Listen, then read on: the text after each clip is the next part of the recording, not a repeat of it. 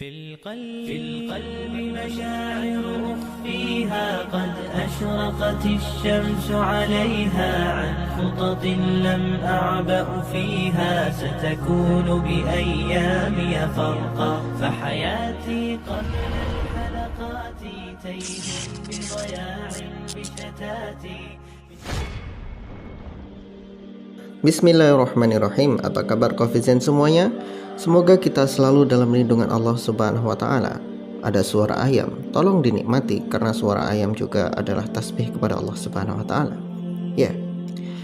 Ya, dunia maya maupun dunia nyata, ya yang tidak maya, masih berbincang hangat tentang seorang wanita yang mengaku dirinya lonte, bangga sebagai lonte. Kemudian dia pengen pesan kaplingan di neraka, pengen kumpul dengan artis-artis papan atas dari Amerika katanya, dan ingin kumpul bareng mereka reunian di neraka. Ini satu hal yang menurut saya sudah kelewat batas.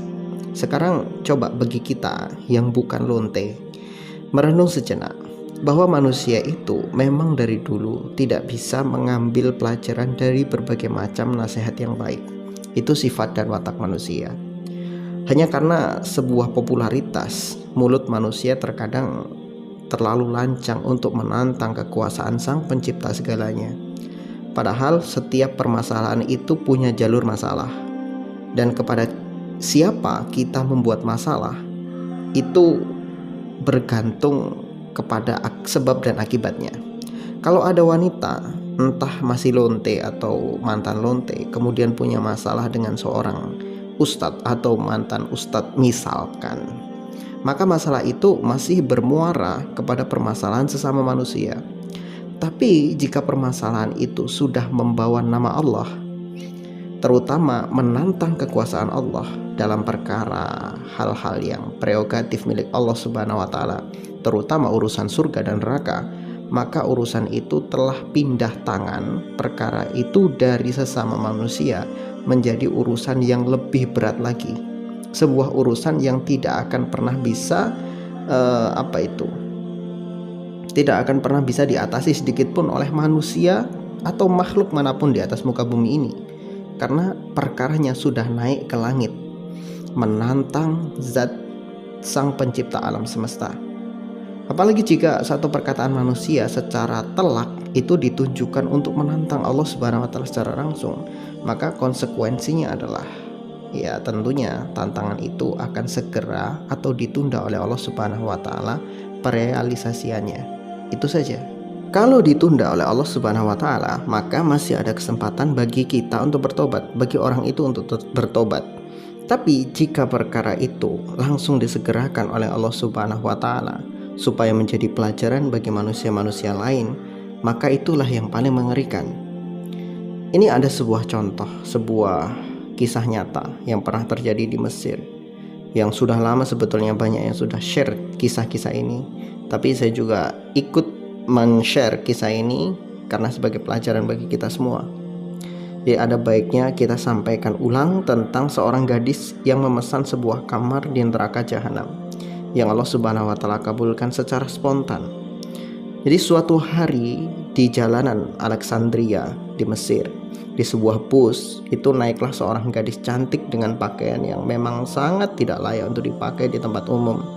Lalu wanita itu ditegur oleh seorang nenek yang sudah tua agar wanita ini tidak lagi memakai pakaian seperti itu, karena pakaian yang seperti itu tidak hanya akan mengundang dosa, tapi juga mengundang murka Allah Subhanahu wa taala.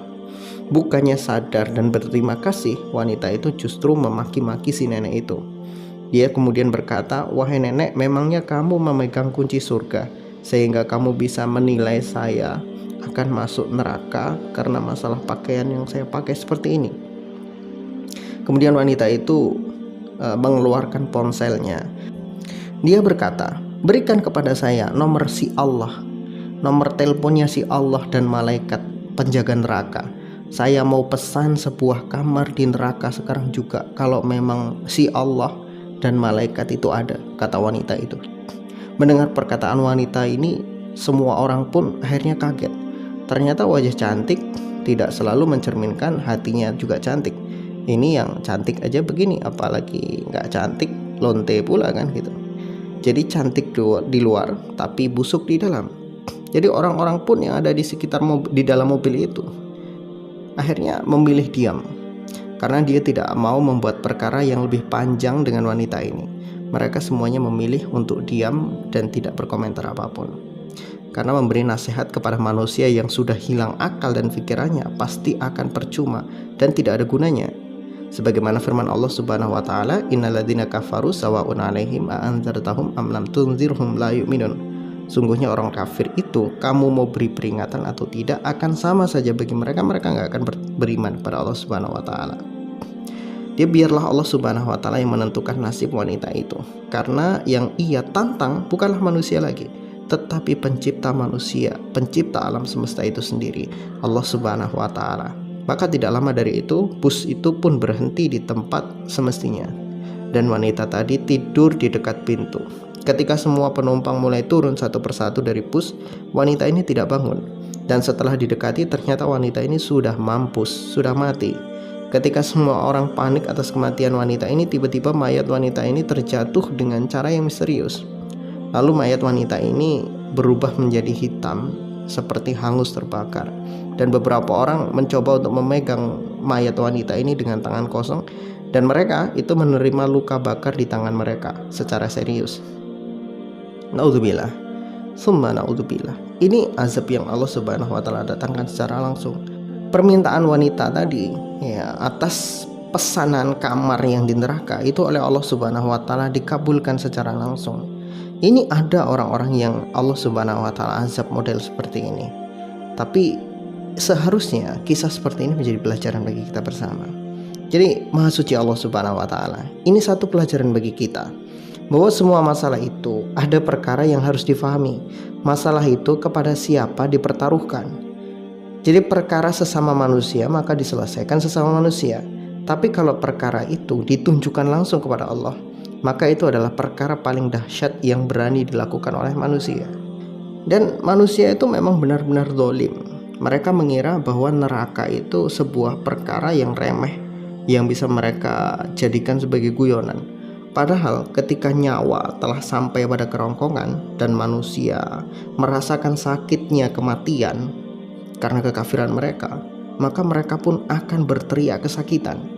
Padahal rasa sakit dari kematian itu tidak ada apa-apanya dibandingkan dengan neraka. Maka satu ayat di dalam surat Al-An'am ini bisa menjadi satu pelajaran bagi kita bersama. Orang-orang berakal bisa mengambil pelajaran dari ayat ini, di mana Allah Subhanahu wa taala berfirman, "Walau tara idz waqifu 'alan nari faqalu ya laitana nuraddu wa la nukadziba bi ayati rabbina wa nakuna minal mu'minin." Dan kamu akan melihat ketika orang-orang kafir itu sudah berdiri di hadapan neraka, berdiri di tepi jurang neraka, maka mereka pasti akan berkata, "Wahai alangkah indahnya kalau kami dikembalikan ke dunia. Kami tidak akan mendustakan ayat-ayat Tuhan kami, dan kami akan menjadi orang-orang yang beriman kepada Tuhan kami." Ini permintaan orang-orang yang sudah berada di tepi neraka jahanam. Dan ini adalah gambaran orang-orang yang sudah berdiri di hadapan neraka jahanam. Mereka menyesali semuanya.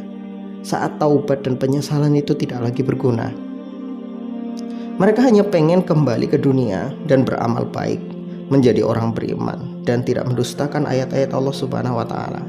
Maka hanya orang-orang yang berpikir yang dapat mengambil pelajaran.